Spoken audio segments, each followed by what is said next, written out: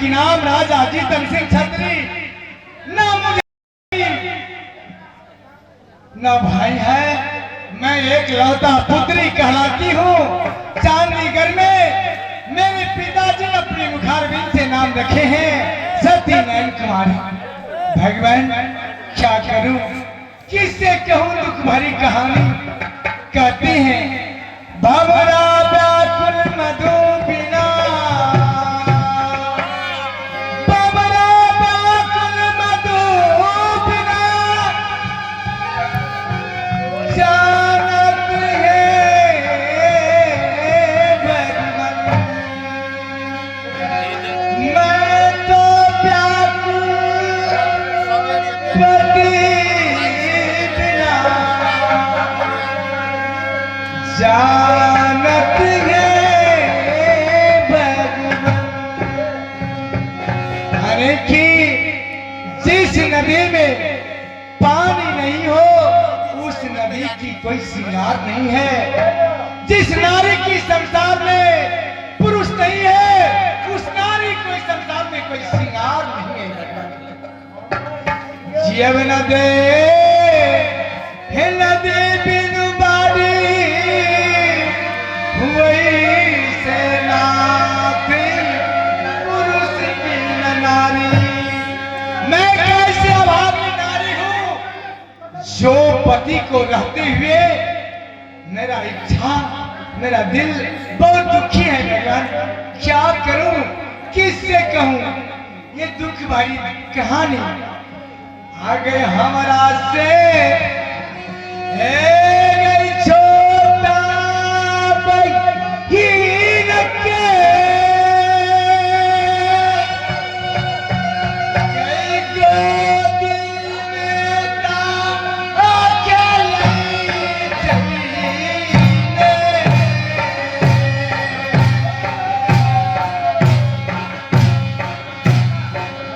हमारा से ये छोटा बहिन के